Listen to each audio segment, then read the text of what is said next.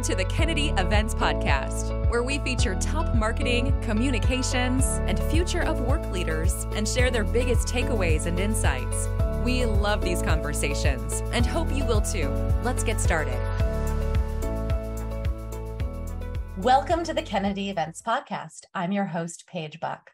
Past guests include Pam Perez of the Chase Center, John Silva of Culinary Eye, and Elaine Honig of Studio 440. And today I am delighted to have Dan Rubinetti, who has a 30-year career as a senior executive in the events industry. During that time, he has worked at some of the leading B2B firms in the US, including Informa, SourceMedia, Crains, and Ziff Davis, heading up event sales efforts. He's responsible for building relationships, setting up direct sales teams, and identifying unique marketing opportunities. And he's widely respected for his leadership and expertise in these critical areas. Dan credits the long and trusting relationships he has with his customers to his exceptional listening and interpersonal skills, which have led to these really long relationships with longstanding customers. Before we dive in, today's episode is brought to you by Kennedy Events. Kennedy Events creates stress-free conferences and events, expert management and design for all your corporate event needs, from in-person to hybrid and virtual. You can learn more about us at kennedyevents.com. Hi, Dan. Thanks for being with me today. Hi, Paige. It's great to be here. Yeah. So you have had this incredible trajectory and longstanding career in what I think of as like there's so many little niches in our industry, right? So many directions you could go if you went into events. What has made this so fulfilling for you that you have stuck around all this time? That's a great question.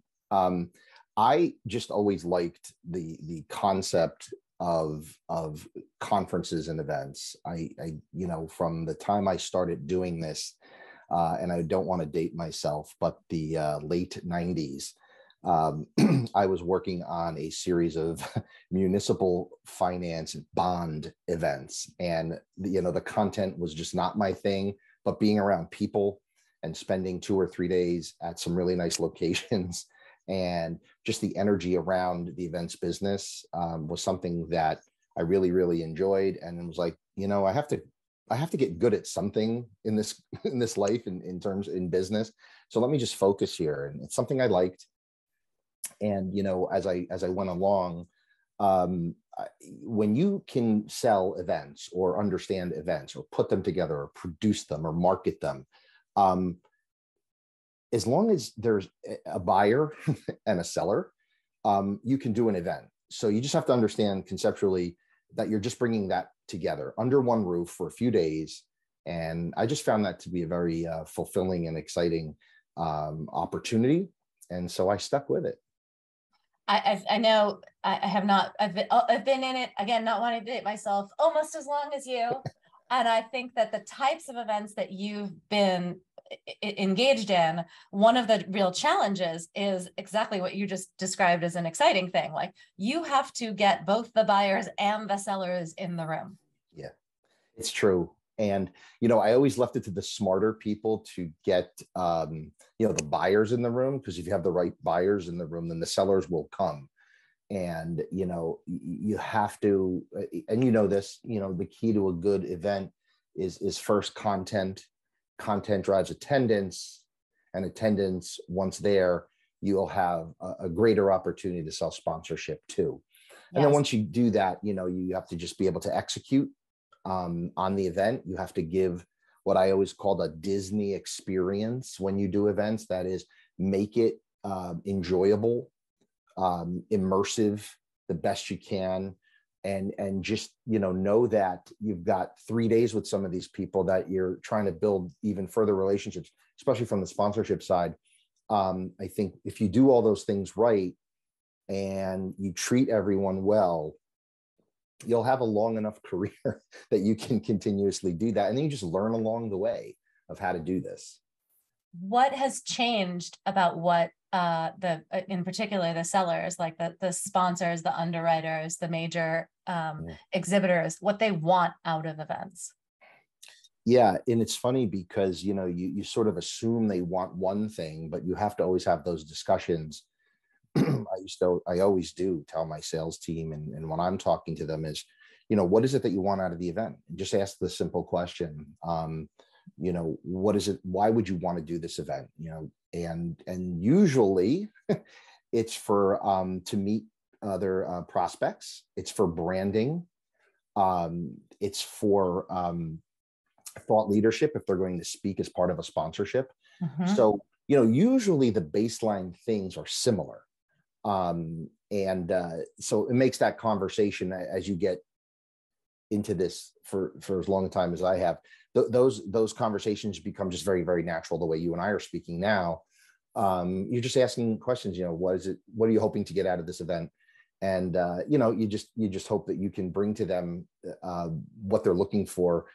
The hardest part really is that you don't have a product, you have an experience that you're selling. So you have to be able to paint a good picture. You have to provide them with good data, like past attendance and lists like that, and maybe a nice video from the previous event. So it gives them sort of a visual. There are some people that are very, very nervous. It's their first time sponsoring an event, and they want to get the most value out of their sponsorship dollar. So it's your job to kind of help them through that and be very consultative. And Lord knows there's a lot of event companies out there. It's a very, low barrier to entry industry, the events in them themselves. And there's a lot of, boiler rooms out there that are selling events. And, you have to sort of rise above that and try to be more consultative. I just always found that worked for me. But you're always at what I call a decent advantage, because there is a start and end date to this event. It's not like selling advertising or print or digital, where the client can be like, well, I'm going to push this out to next quarter, or I'm going to push this out to the spring or the fall. The event's happening, and you're sort of either on the train with us or you're not. Yes. So I think that works to our advantage, because you can use that as look, I've got a laundry list of companies that want to come and be a part of this event. They want to, the exhibit floor is filling up. The speaker slots are filling up. So you do have a little bit of an advantage there, but you can't abuse that either. You have to really work with the people and, just walk them through and help them understand that, you're here for them, and you want to become a good partner to them, because you want them to come back. And I say that right out. I said, I'm here to help you make a good investment with your marketing dollars, because I want this to go well for you, because I want you to sponsor my next event when I call you. Right. And you want this to be an ongoing relationship. And I would just treat that very, very, that's respectful to me, the way I think they enjoy that. And if you put yourself into the marketer's shoes, I always thought that you have to understand what they're trying to get done and make them better at their job. So yes.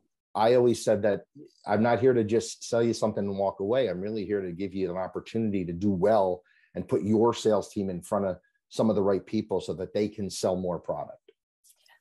So you're heading up sales, and you're building sales teams to bring all these people in and have those dialogues. How do you engage with the folks at Informa or in prior jobs on, in the broader team who have to deliver on what you sell?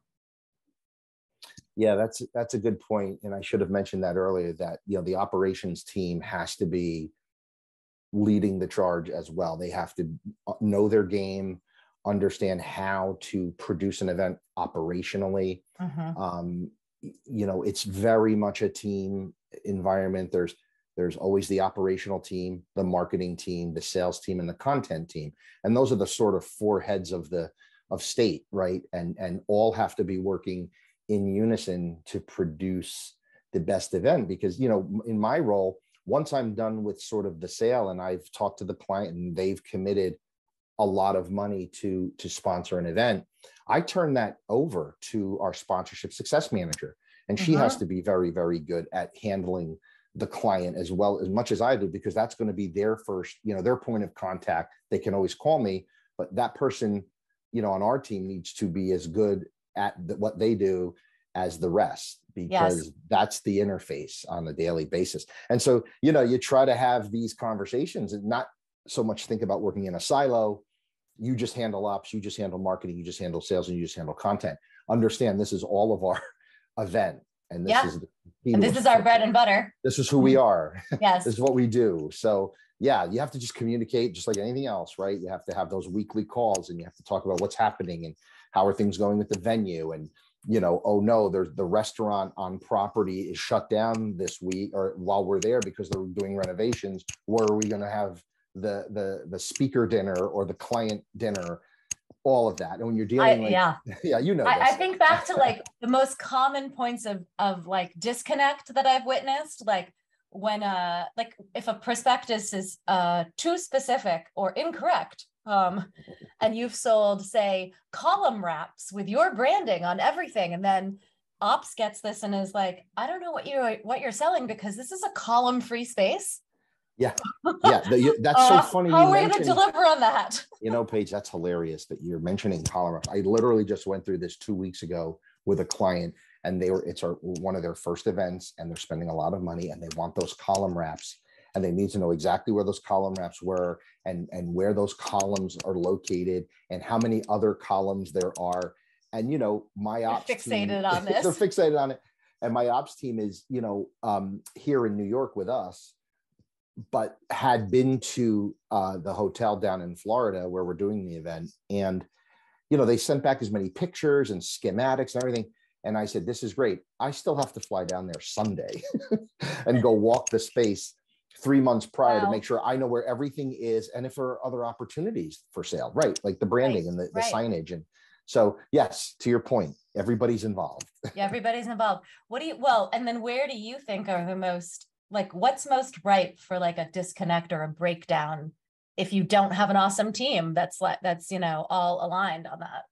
For sure. I mean, you are literally all need to row the boat in the same direction. I mean, you rely on people who have done events before, like just like anything else, there's really no substitute for experience when you come to events. And, as event professionals, we've seen everything that could possibly happen at an event has probably happened, from bad weather to somebody fell to the ceiling came down because of a bad light fixture to no power. I mean, we've dealt with things over, 72-hour periods that you just have to stay calm, work the problem, communicate, be honest. We're as good as it gets, but we're not, perfect. And I think as long as you talk to people and you continuously explain, we're all the same here. We're just trying to get a good event produced for you. So yeah, but communication always. Yeah. And you were talking about the power of like being a good listener and asking smart questions. And I'm wondering, do you find it challenging to hire smart salespeople now, and how you look for that skill set? Yeah, that's, again, one of the lifebloods of the industry for us in the event world are, the good salespeople. And they are hard to find. And when you do find them, you hope they stay. But someone's going to pluck them from you. How long will you be able to hang on to them? Right. You try to find what I always call the A clay that you can mold and shape and help them through their journey. Right. Okay. And now I'm working with a younger person who is not their first role selling, but first time really selling events this way, had some event sales experience, but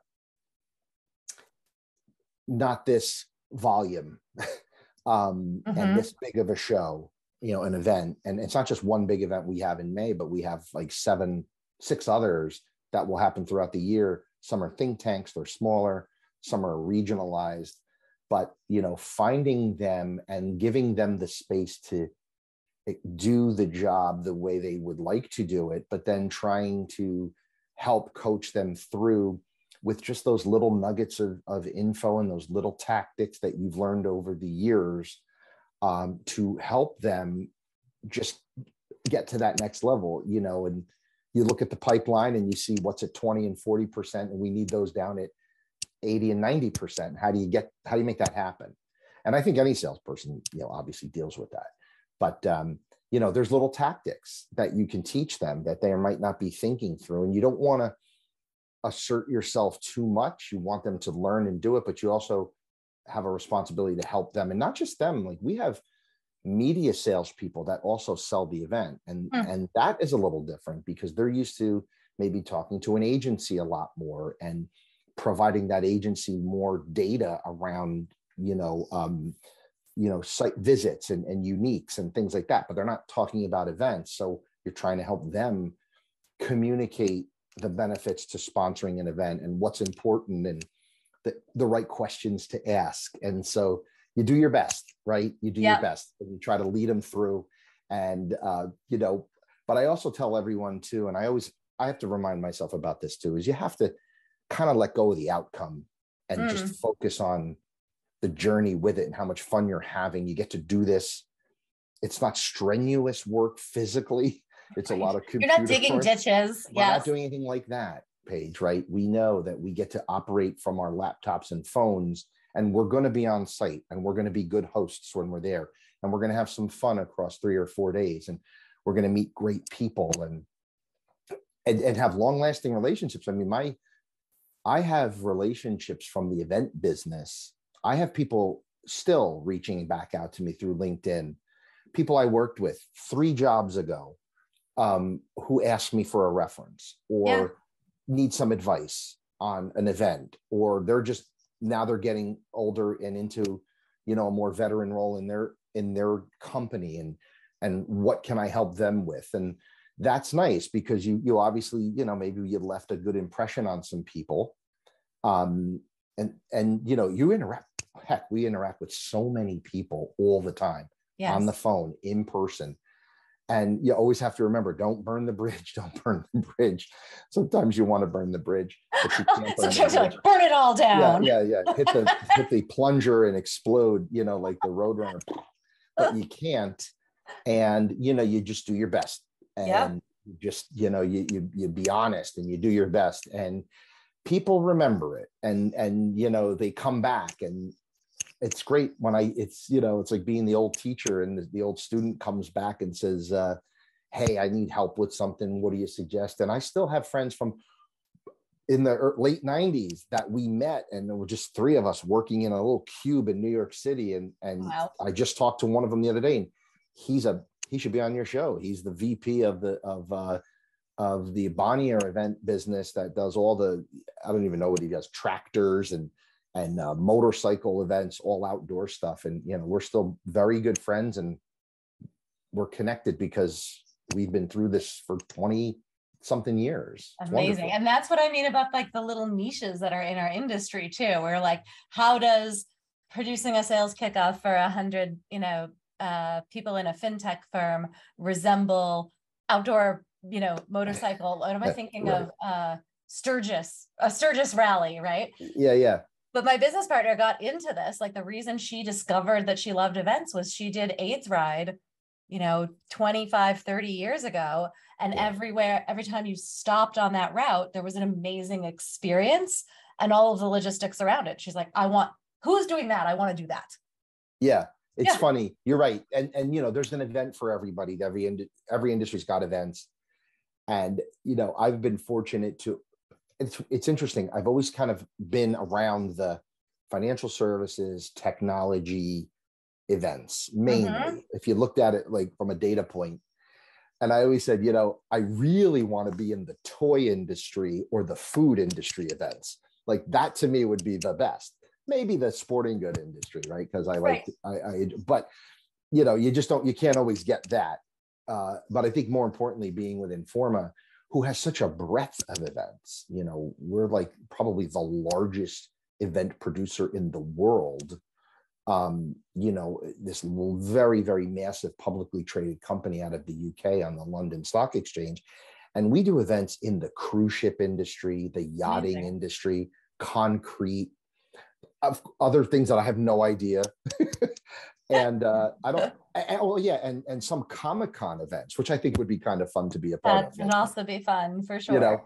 So that's amazing. It's nice to be a part of this organization because it is an event-centric organization. So that's nice too, when it's not just one piece of a much broader portfolio, but it's like the cornerstone or capstone to the whatever portfolio things you're selling. So you're gearing up now for Wealth Management Edge.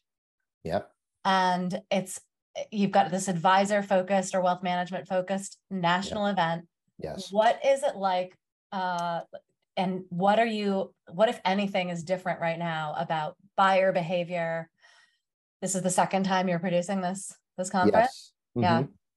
Yeah. So previously I was with Crain and Investment News, and oversaw that event business. And then our managing director, Mark Bruno, had left and went to an M&A firm for about a year, and then was tapped by the Informa people to come here and kind of oversee the entire brand. And part of that, there was an event, it was an exchange traded fund, an ETF event that Informa had for years, and they had bought it from a private ownership and then brought that team in and had successfully run an ETF event. And you know, in the world of investing, ETFs are quite popular. A lot of people invest in them. I know. And I knew that event, and I had been to it at the Diplomat Hotel, where we're having ours in May again. And I really liked it. And I was like, wow, if I could go work on the premier ETF event, that's really cool. And then, you know, having these discussions with Mark, we talked about not necessarily having a product event, but an advisor event. You know, wealthmanagement.com has hundreds of thousands of financial advisors reading its content every day. And we're all about the advisor. So let's not just have a product like Inside ETFs does, but where else is the industry going? And we decided to incorporate something called Wealth Stack, which is the tech portion of the event, and something called RIA Edge. So it's really 3 pillar events under one roof called Wealth Management Edge. The edge being, we're giving the edge to an advisor to make them more successful. So we've got a curated set of content for the ETF audience, for the technology audience, and for a very specific top 100 RIA firms, registered investment advisors in the country.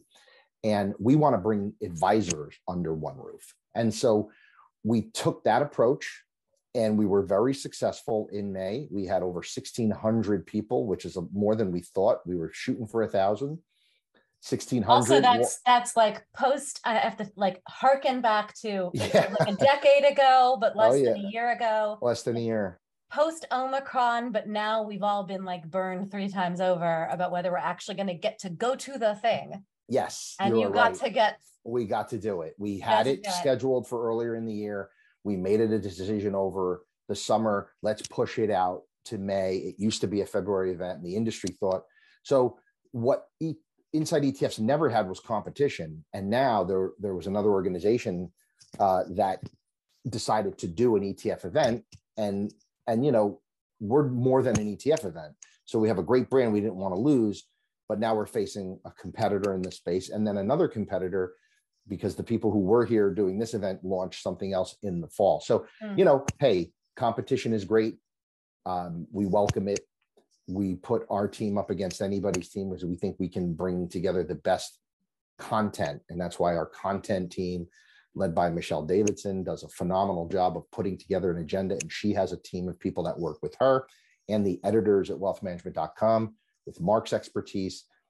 We've got the right people in place to make this thing something special, hopefully for a very long time. And we are off to a great start here in February. We've already past the advisor count this time last year. So We'll probably have close to, you know, 800-900, and we hope 1,000 advisors. And we think that's what, you know, the providers want, because at the end of the day, they're trying to get to the advisor. So back to the buyer and the seller.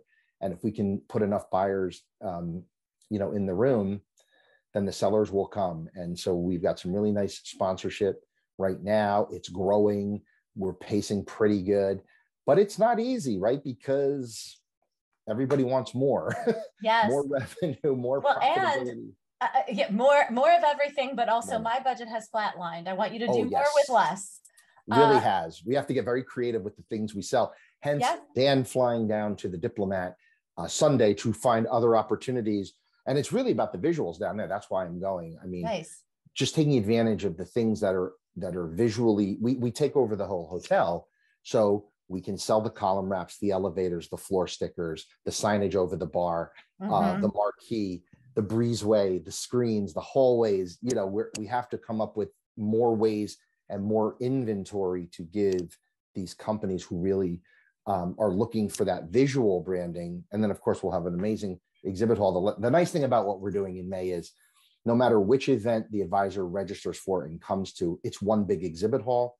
So every advisor can go there and eat and drink and meet everybody. And so if you're a sponsor or an exhibitor, hey, you're getting really 3 events for the price of 1, which we think there's value there.